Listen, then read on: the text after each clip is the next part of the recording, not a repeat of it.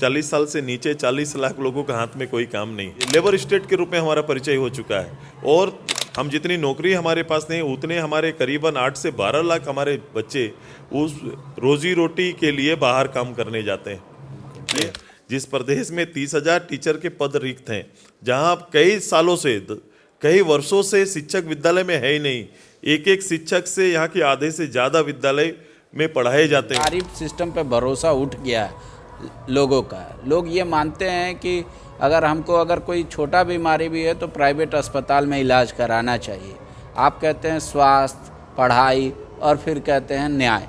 तो उस स्वास्थ्य के क्षेत्र में क्या हो रहा है? क्योंकि अगर एक आदमी भी बीमार पड़ता है तो महीने का बजट बिगड़ जाए। देखो, हमारा सबसे बड़ा संस्था रिम्स, अब जाके देखो आज की अवस्था क्या है। अगर इसकी भी चिंता किसी को नहीं है, कैसा बिखरा हुआ है। जहाँ पर इतना गर्व हम लोग को होता है कि रिम्स है, जहाँ पर रिसर्च होता है, जहाँ पर सारे डॉक्टर्स, सारे बड़े डॉक्टर्स जहाँ पर हैं, वहाँ की अवस्था देखो। वहाँ आपका राज्य का राजस्व इलाज के नाम पर कितना बाहर चला जा रहा है, आपका राजस्व पढ़ाई के नाम पर कहाँ चला जा रहा है। गांव के लोगों की भागीदारी ना हो तो थोपने वाला विकास कहा जाएगा। आप अगर कुछ चीज़ थोप रहे हैं, अगर कोई निर्णय गवर्नमेंट ऊपर ले रही हो तो थोपने वाला विकास है।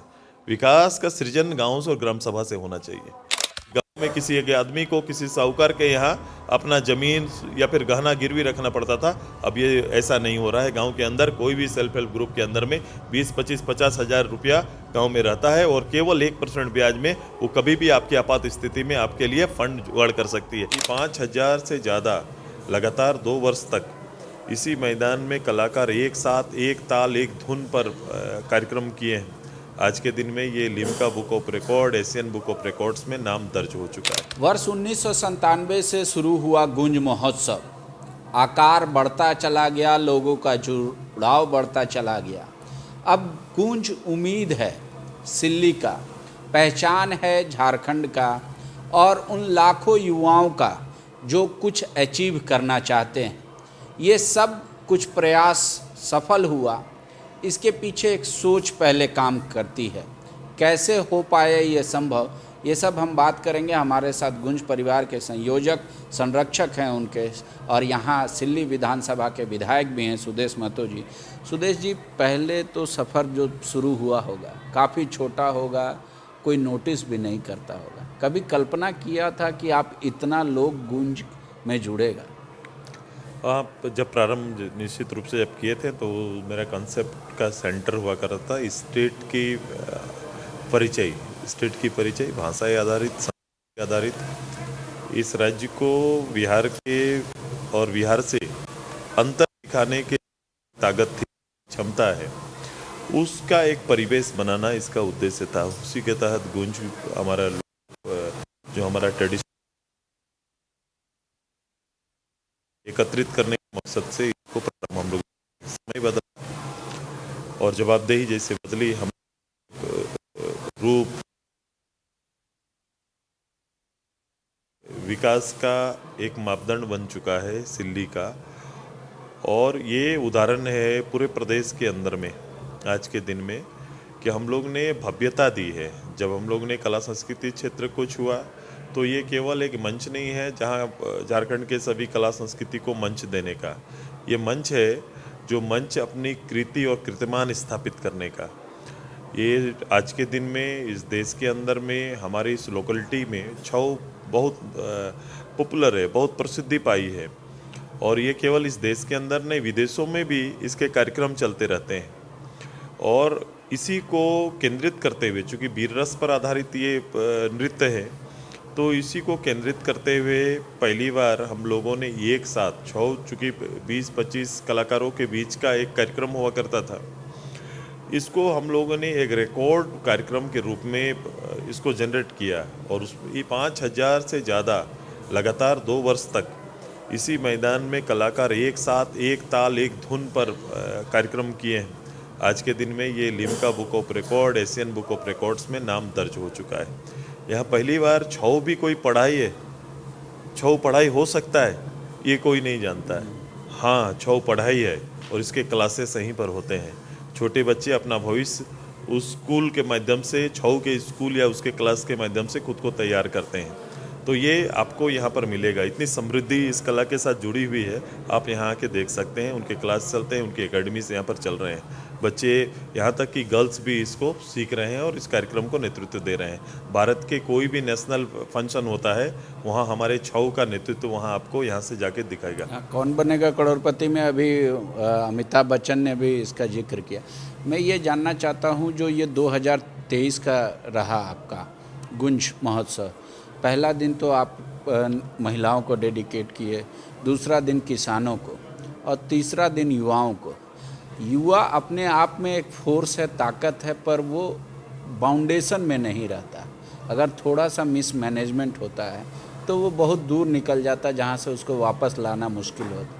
तो उस सोच में क्या किया गुंज परिवार ने कि यहाँ के लोगों के लिए वो फोर्स कैसे भविष्य का भी काम करे, राज्य का नेतृत्व। देखो, पहले तो किसान पर थोड़ी चर्चा कर लेते हैं। अभी ऑर्गेनाइज किसान हमारे हैं नहीं, इससे संबंध और रिश्ता टूटते जा रहा है। सरकारें, भारत सरकार, राज्य सरकार खूब कोशिश कर रहे हैं, लेकिन हम जिस खेती इस क्षेत्र में होनी चाहिए, जैसे कुछ प्रसिद्धि लोगों ने पाई है, एरिया वाइज क्षेत्र का परिचय बन चुका है, चाहे हॉर्टिकल्चर हो, एग्रीकल्चर हो, दोनों को केंद्रित करते हुए तो कुछ प्रारंभ इसमें हुए हैं, कुछ सुविधाएं प्रदान की गई है। और सोनखा के तट पर हम लोगों ने इस बार, अगर आप कहेंगे तो बड़ा एक एरिया, तकरीबन 30-40 किलोमीटर तक एक टारगेट करके सोनखा के किनारे जो किसान खुद से उत्पादन करने की क्षमता रखते हैं या उत्सुक हैं, उन सभी को हम लोग ने इस बार केंद्रित करते हुए उनको बिजली और पानी की सुविधा उपलब्ध कराने का एक प्लान किया है। एक पायलट प्रोजेक्ट के रूप में 10-10 किलोमीटर तक तार बिछा के उनको अलग ट्रांसफार्मर देके उनको सुविधा दे रहे हैं। वो मुफ्त होगा?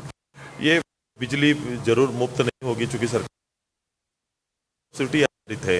ये सुविधा मिलना ज़्यादा, तार खींच या काम नहीं कर पाते हैं, जो इच्छुक हैं उनको प्रोत्साहित करना चाहिए ताकि उत्पादन क्षमता उनकी बढ़े, उनके लाइफ स्टाइल में बदलाव आए और उनकी कमाई बढ़े। एकदम केंद्रित करके हमको काम करना है। हमारे खेत देखो, बहुत दुख के साथ करना पड़ता है कि हमारे एरिया में केवल एक खेती हम लोग कर पाते हैं। अधिकतर 80% हमारे खेत आप देखेंगे कि केवल धान के बाद खुले रहते हैं। 6-6, 7-7 महीना इस देश में जो कल्चर है हमारा, जो एग्रीकल्चर बेस्ड जो भी स्टेट है, वो ऐसा खाली छोड़ता नहीं। छोटा से छोटा सिक्किम पहाड़ी जैसे जगह में जाइए, वो जो भी जगह उनके लिए काम करने का है, वहाँ कुछ ना कुछ उत्पादन करते हैं। हमने उस ओर प्रोत्साहित किया ही नहीं। हमारा जो सिंचाई क्षेत्र है वो अभी भी 10% को पार नहीं कर पाया है। तो बहुत काम करने की ज़रूरत है, प्लान करने की ज़रूरत है, मार्केट भी उपलब्ध कराने की ज़रूरत है। हम लोग केवल 100 योजनाएं एक साथ लेते हैं। मैंने विभाग को देखा, मैं जो सोचता हूँ लगभग विभाग के अंदर ही चीज़ें होती है, लेकिन विभाग के पास एक योजना, 100 योजना और एक योजना। अब बताओ, इतना बड़ा 32,000 का गाँव और इतनी बड़ी आबादी, जिसके 70-80% लोग किसान और खेती आधारित लोग हैं। अब इन लोगों के लिए एक योजना करेंगे तो 100 साल बीत जाएंगे, फिर भी हम वहाँ तक नहीं पहुँच पाएंगे। सबसे ज़्यादा ज़रूरत है मेंटली इनको तैयार करना, मानसिक रूप से किसान को तैयार करना और किसान के पीछे खड़ा रहना, तब जाके उनको देने वाली जो सुविधा का भी कोई मतलब निकलेगा। नहीं तो आप अधिकतर देखेंगे कि सरकार की सुविधा को एक मुश्त मिलने वाली सुविधा मानकर वो जो काम और जो सपने उसके पीछे संजोया जाता है, उस पर काम नहीं हो पाता है। वही परिणाम फिर अगला बजट का इंतजार करते हैं। तो किसान के क्षेत्र में बहुत काम करने की ज़रूरत है, ऑर्गेनाइज करने की ज़रूरत है, यूथ को खेती से जोड़ने की ज़रूरत है। ये बहुत काम है अभी इसके अंदर में। आप जब बोलते हैं पढ़ाई, दवा और न्याय, तो ये क्या है, इसका मतलब क्या है? मैं यूथ के बारे में आप हमसे पूछ रहे थे कि यूथ को जो होता है तीसरा दिन आज के दिन में, तो यूथ करते हैं, तो यूथ मतलब एक युवा शक्ति, किशोर अवस्था के बाद की अवस्था है। तो अधिकतर लोग, हम लोग का इन जनरल गांव घर में लोगों का दबाव रहता है पढ़ाई को लेकर। माँ बाप का इन जनरल उनके व्यक्तिगत भी रहता है कि शायद मैं पढ़ लिख लूँगा तो मैं शायद कुछ पा सकता हूँ। और बीच के समय में लोगों ने इसी विषय को छेड़ा है, पढ़ाई कंप्लीट मतलब वो उसका अंत नौकरी तक होगा। ऐसा हो नहीं सकता है, नौकरी बड़ा सीमित है, ये वास्तविकता है। लेकिन हमारी इस सरकार ने बहुत ख्वाब दिखाए हैं। इस सरकार ने वास्तविकता से इतर बहुत बड़े बड़े ख्वाब दिखाए हैं। इतनी बड़ी 40 लाख बेरोजगार हैं, 40 साल से नीचे 40 लाख लोगों के हाथ में कोई काम नहीं। सरकार के पास बची नौकरी, हमेशा हम बोलते हैं 3 लाख से 3.25 लाख नौकरियां हैं, जो वो चाहे तो दे सकती है, वो दे सकते हैं। वो परिवार को 3.5 लाख परिवार को देंगे। हम जितनी नौकरी हमारे पास नहीं उतने हमारे करीबन 8 से 12 लाख हमारे बच्चे उस रोजी रोटी के लिए बाहर काम करने जाते हैं। ये हमारा रिकॉर्ड है। अब ये इसका परिचय ही बदल चुका है, ये लेबर स्टेट के रूप में हमारा परिचय हो चुका है। और 3 लाख के अंदर में 4 साल से गुत्थी को सुलझाने में सरकार लगी है, 3 निर्णय ले नहीं पाती है। उनसे इतर मेरी कोशिश इस बार की रही है कि कोई भी देश, गांव या फिर राज्य का तरक्की का मूल मानक और मूल आधार है कि वहाँ की शिक्षा कैसी है, वहाँ के लोगों को शिक्षा कैसे दी जा रही है। अगर मैं किसी कंपटीशन का ही सोच रहा हूँ, मैं किसी नौकरी को ही अगर मानक मान के काम कर रहा हूँ, तो मेरे पास वो क्वालिटी चाहिए कि भारतवर्ष के प्रतियोगिता परीक्षा में मैं अव्वल आ सकूँ। राज्य भर के उस 100 नौकरी के लिए जब फाइट होगा तो मैं उसको कंप्लीट कर पाऊँ। ये क्षमता वर्धन करना पड़ेगा। क्षमता वर्धन कहाँ होगा? प्रारंभिक विद्यालय से। जब आप प्रारंभिक विद्यालय में बच्चों को शिक्षक मिलेंगे, उनकी पढ़ाई होगी, घंटी आधारित पढ़ाई होगी, विषयवत पढ़ाई होगी, तब जाके बच्चे नीचे से मजबूत होते जाएंगे। आप कैसे कल्पना कर सकते हैं जिस प्रदेश में 30,000 टीचर के पद रिक्त हैं, जहां आप कई सालों से, कई वर्षों से शिक्षक विद्यालय में है ही नहीं। एक एक शिक्षक से यहाँ के आधे से ज़्यादा विद्यालय में पढ़ाए जाते हैं, या फिर वो एक बोलिए कि उसका रखवाली करते हैं। वो पढ़ा तो नहीं पाते हैं, विद्यालय की रखवाली कर पाते हैं। ऐसी अवस्था में इस राज्य के शैक्षणिक व्यवस्था पर क्या कर सकते हैं, क्या बात कर सकते हैं? आजकल लोग रैंक देखते हैं, आपके कौन सा विद्यालय इस प्रदेश का देश में रैंक रखता है, कौन सा महाविद्यालय किस रैंक में है, थोड़ा देखिए। वहाँ से जो बच्चे पढ़ के निकलेंगे उनके बारे में कभी भी कोई एग्ज़ाम या कहीं पर भी उनके लिए अगर नौकरी या नियोजन का कोई भी मामला या सामने आएगा तो निश्चित रूप से उसके पढ़ाई बैकग्राउंड को लोग देखते हैं। आजकल रैंडम ऐसे होता नहीं है। आजकल कंपटीशन में आपको जाना पड़ेगा, तो कंपटीशन आधारित आपको काम करना पड़ेगा।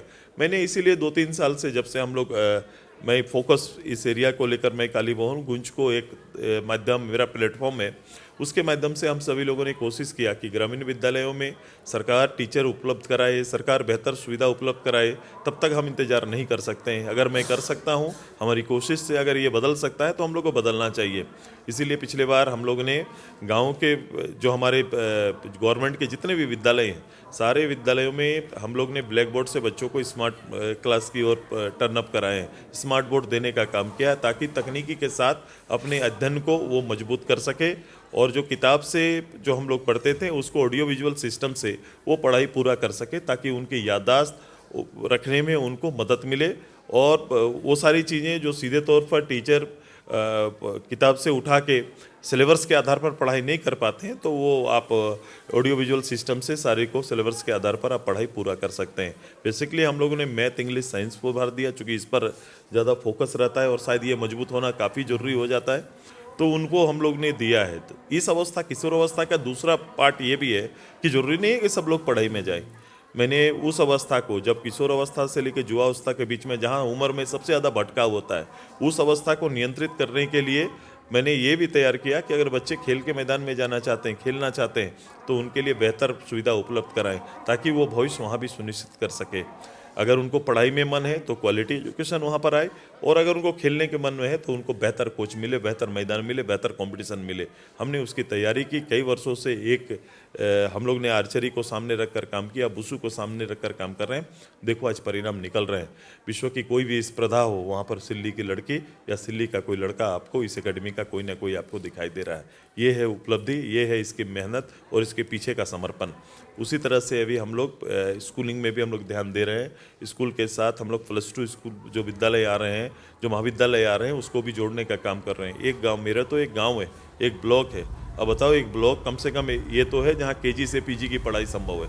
यहीं पर आप क्लास 1 में भी जा सकते हैं, वहीं पर आप यहाँ से लेकर मास्टर डिग्री भी यहीं पर प्राप्त कर सकते हैं। तो सराउंड 5, 10, 20 किलोमीटर के अंदर में ये सुविधा आपको बहाल है। हम लोग ने अभी और इस बार अगर गुंज 2023 की बात करें तो तकनीकी रूप से इसको और आगे ले जाने की तैयारी कर रहे हैं। हम लोग ने VR लैब का अभी यहाँ पर तैयार करवाया है। यहाँ पर रोबोटिक जो हमारा लैब आ रहा है, ये सारी चीज़ें तकनीकी रूप से साइंस के क्षेत्र में और मजबूत बच्चों को देगा। ये तैयारी हमारी चल रही है। हमने कोचिंग सेंटर, जो मैंने कहा था कि गाँव के बच्चों को तैयारी के लिए उनके माँ बाप में इतनी ताकत और क्षमता नहीं होती है। मैंने बताया था आपको कि एक बच्चों को पढ़ाने के लिए यहाँ से रांची जाकर पढ़ाना, वहाँ रखना और आने जाने का खर्च कम से कम 6,000 रुपया होगा। पढ़ाई का खर्च अलग है, कंपटीशन की तैयारी का खर्च अलग है। ये हर परिवार वहन नहीं कर सकता। मैंने बताया आपको, बहुत कम ऐसे हैं जो क्लास 8 या 10 के बाद आगे की पढ़ाई कर पाते हैं, क्योंकि परिवार की मजबूरी है। परिवार की आजीविका मजदूरी से चलती है और उस माँ बाप में इतनी क्षमता नहीं होती कि परिवार के बच्चे 2 या 3 या 4 जो भी बच्चे हैं उनको हम सीधे आगे की पढ़ाई करा पाएँ, और अंततः गरीबी के कारण उन बच्चों को पढ़ाई से मुंह मोड़ना पड़ता है और आजीविका की तलाश में दर दर भटकना पड़ता है।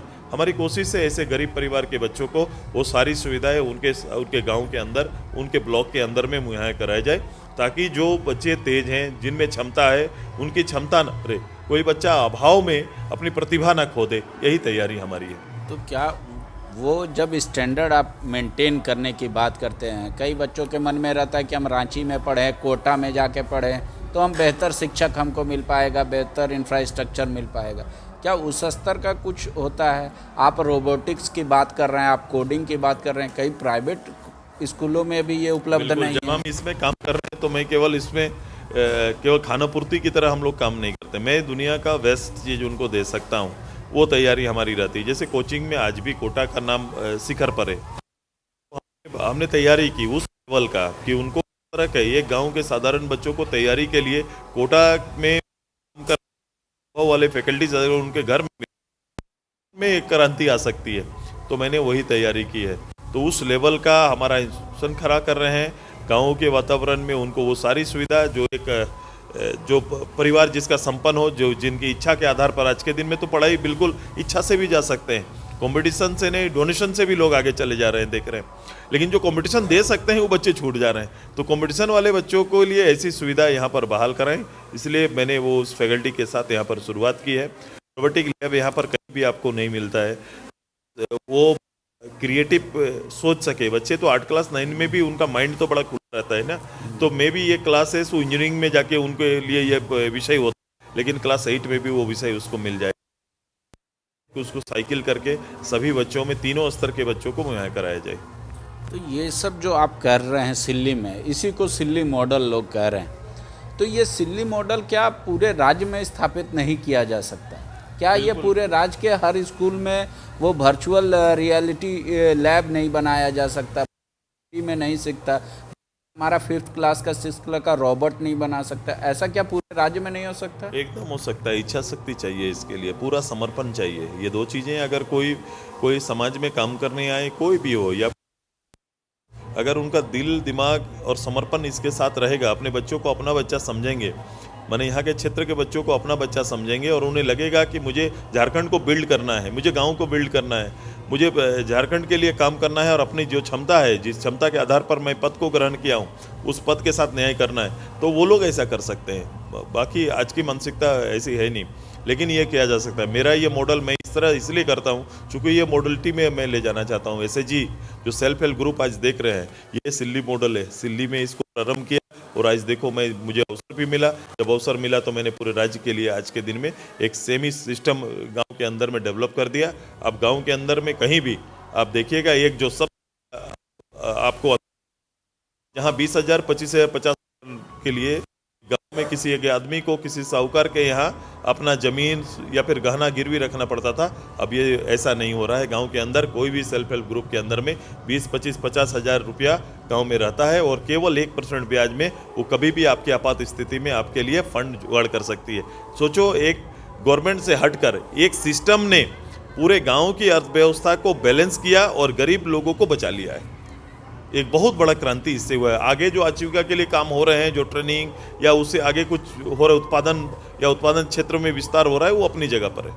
शिक्षा के बाद हेल्थ एक ऐसा डिपार्टमेंट है जिसमें सरकारी सिस्टम पे भरोसा उठ गया है लोगों का। लोग ये मानते हैं कि अगर कोई छोटा बीमारी भी है तो प्राइवेट अस्पताल में इलाज कराना चाहिए। आप कहते हैं स्वास्थ्य, पढ़ाई, और फिर कहते हैं न्याय। तो उस स्वास्थ्य के क्षेत्र में क्या हो रहा है? क्योंकि अगर एक आदमी भी बीमार पड़ता है तो महीने का बजट बिगड़ जाता है। ये बिल्कुल, एक आम आदमी का खर्च देखो, मैं तीनों पर ही है। एक आदमी का छोटा न्याय, यदि मैं आवास की योग्यता रखता हूँ, पेंशन की योग्यता रखता हूँ, मैं सरकारी किसी योजना की योग्यता रखता हूँ, तो मैं योग्यता के आधार पर मुझे मिले, वो योजना हमको मिले। लेकिन आज के दिन में योजनाएं बिकती है। उसके लिए उन्हें चुकता करना पड़ता है, तब वो योजना उस तक आती है। उसमें भी भाव लगते हैं कि कौन कितना इस पर भाव दे सकता है, योजना उसके घर तक चली जाती है। तो न्याय व्यवस्था में सीधे ग्राम सभा में कर रहा हूँ। ग्राम सभा की मैं इसीलिए बात करता हूँ, गांव गवर्नमेंट की बात मैं इसीलिए कर रहा था कि ग्राम सभा को मजबूत करना पड़ेगा और ग्राम सभा से ज़्यादा चीज़ों को संचालित करना पड़ेगा और न्यायवर्तक बनाना पड़ेगा ग्राम सभा मतलब को। अधिकारी के जगह गांव वाले तय करें कि किसका घर बनेगा। अब गांव के अंदर में गांव के डेवलपमेंट में उनकी भागीदारी सुनिश्चित करना है। अगर डेमोक्रेसी में गांव के लोगों की भागीदारी ना हो तो थोपने वाला विकास कहा जाएगा। आप अगर कुछ चीज़ थोप रहे हैं, अगर कोई निर्णय गवर्नमेंट ऊपर ले रही हो तो थोपने वाला विकास है। विकास का सृजन गाँव से और ग्राम सभा से होना चाहिए। दूसरा जो आप अभी हमसे जानना चाह रहे थे कि भाई मैं जो दवाई की बात कर रहा था ना, दवाई का मतलब स्वास्थ्य सिस्टम से है। आज सब कुछ आपके पास है, स्वास्थ्य नहीं है तो आपका कुछ भी नहीं है। और हमारे यहाँ का औसतम आयु देखो, कभी भी लोग इसका मूल्यांकन नहीं करते हैं। आप गांव में मेरे ट्राइब एरिया में औसतन आयु देखिए, महिलाओं की आयु ज़्यादा है, पुरुष का आयु कम है। आप देखेंगे कामकाजी महिला ज़्यादा है, पुरुष कम है। ये एक व्यवस्था हमारे यहाँ बनी हुई है। जिस हमारे परिवार के जिस भाई को जीना, जिसका न्यूनतम 70 से 80 साल होना चाहिए, वो 40 साल के बाद 70 साल के लगने लगते हैं। ये स्थिति यहाँ पर है। तो उनके लिए जो एक तो उनका खाना, पौष्टिक खाना, केवल अनाज और चावल खा के, चावल उबाल के कितना दिन आदमी सरवाइव कर पाएंगे। शरीर को सारे पोषक तत्व भी चाहिए जिसके आधार पर शरीर के समुचित विकास में मददगार होते हैं। इस पर कोई सोचते नहीं है। हेल्थ के लिए छोटी छोटी चीज़ों के लिए एक माने आप देखो, हमारा सबसे बड़ा संस्था रिम्स, आप जाके देखो आज की अवस्था क्या है।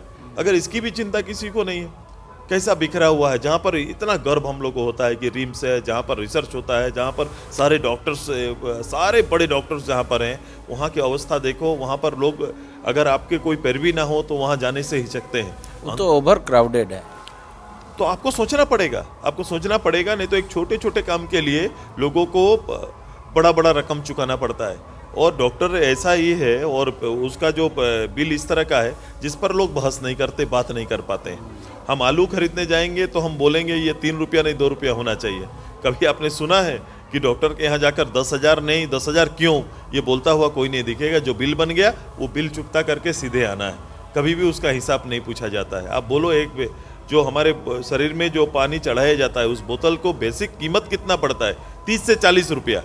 अब बताओ उसको बाजार उसका वैल्यू क्या है। जब वो किसी प्राइवेट में आप इलाज कराने जाओ, कहीं भी उसको बोतल का उपयोग करो तो उसका कीमत कितना हो जाता है। अब एक छोटा से शुरू करो ना, लोगों के लिए क्या हो रहा है, क्या अवस्था बना के रखे हैं। सुपर स्पेशलिटी में जाइएगा तो 1000 रुपये, मिडिल में जाइएगा तो 800 रुपये, कई प्राइवेट नर्सिंग में 300 रुपये। हॉस्पिटल के आधार पर वो चीज़ें बनी है। अगर गाँव के किसी साधारण जो गाँव में जो हमारे डॉक्टर्स होते हैं उनके माध्यम से कराएंगे तो 100-200 में ये होगा। यही आप किसी प्राइवेट छोटा नर्सिंग होम में आप चले जाएंगे तो वहाँ इसका कीमत 400-500 रुपया हो जाएगा। एक थोड़ा उसे सुपर होटल में हॉस्पिटल में चले जाएंगे तो इसका कीमत और 1200-1500 रुपया हो जाता है। आप देखो कहाँ कहाँ आपको ध्यान रखना है। और हमारा इलाज जवाबदेह इलाज नहीं होता है। कभी कभी लोगों के शरीर के साथ खेलना शुरू करते हैं और जब काम खराब हो जाता है तब जाके हम लोग कहीं पर फेंक देते हैं कि आप बाहर जाके देखिए बोल के। एक जवाबदेह आज भी देखो हमारे यहाँ से कम आधा से ज़्यादा फ्लाइट जो साउथ जाती है वो हॉस्पिटल के काम में, हेल्थ के काम के लिए जाते हैं। फ्लाइट्स भी उसी में जाते हैं। ट्रेन, जितनी भी ट्रेनें जाती है उसमें अधिकतर सीटें जो बुकिंग करते हैं वो इलाज के लिए जाते हैं। आप कभी गवर्नमेंट को देखना पड़ेगा आपका राज्य का राजस्व इलाज के नाम पर कितना बाहर चला जा रहा है, आपका राजस्व पढ़ाई के नाम पर कहाँ चला जा रहा है। अगर ये सुविधा गांव में, छोटी सुविधा है, देखो सबको बड़ा बीमारी होता नहीं है, छोटा सुविधा है। एक छोटा, किसी को बुखार हो गया, किसी को कुछ भी छोटा छोटा इलाज के लिए गांव के अंदर में सुविधा होनी चाहिए। और ये सुविधा संभव है, हमने करके दिखाया। एक पंचायत के अंदर में एक बीएससी नर्सिंग की एक गांव की लड़की ये करके दिखाई है। आपने उसको देखा भी होगा। मैंने पंचायत के एक हॉस्पिटल को मजबूत किया। मैं उसके लाइट को 24 घंटा लोगों के लिए समर्पित किया हूँ और मैं उसमें काम कर रहा हूँ। आने वाले 1-1.5 साल के अंदर मेरे सारे पंचायत में हॉस्पिटल में 24 घंटा आपको अटेंड करने के लिए लोग रहेंगे। बेसिक आवश्यक जो सुविधा है वहाँ उपलब्ध रहेंगे और सेवा भाव से आपका सेवा करेंगे। ये तो कम स्टैंडर्ड हम लोग यहाँ पर तैयार करने की कोशिश कर रहे हैं। अभी प्रारंभ किया है। चूँकि इसमें एक बड़ा बजट है, गवर्नमेंट का जैसा थ्रू आउट सपोर्ट, और जब तक वो निर्णय नहीं लेते आप आगे नहीं बढ़ पाएंगे।